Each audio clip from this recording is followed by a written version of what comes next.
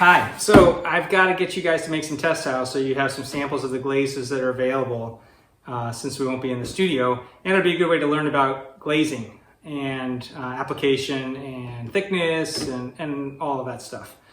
So I need you to grab a chunk of clay. I wedged up my scrap from the demo the other day.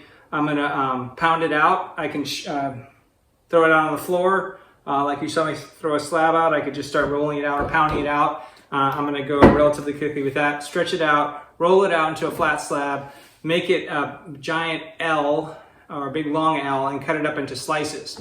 And then each tile should have your name or your initials or some kind of mark that'll distinguish it from all the other test tiles, and a number, a sequential number. We're going to make 15, so 1 through 15 would be on the bottom of the tile.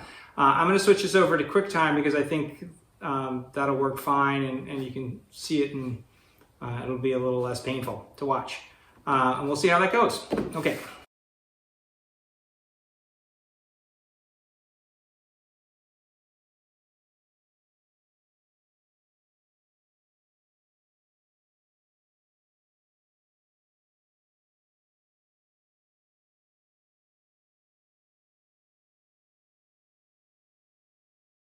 All right, so that's all there is to it.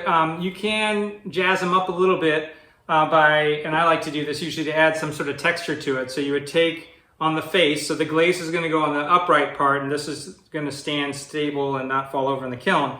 I can lay it back down for a second and take some sort of, something that's going to make some texture. I've got this little metal wheel here, and I'm just going to press that in and make a texture that the glaze then would break over, just like you might see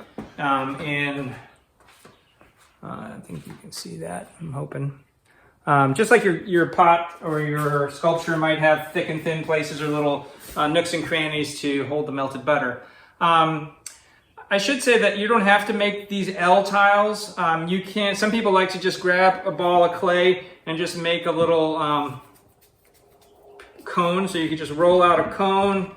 You can see that that does fall over a little bit easier, and just squish that out with your hands, and that'll give you some sort of finger texture. So if you're thinking that this might be closer, a little blob of clay, just like that, you can squeeze them out like that as well. In this case then, what I was doing was writing my name and number on the bottom, number of the tile. So here I would just write Cam, and I guess this would be one of these.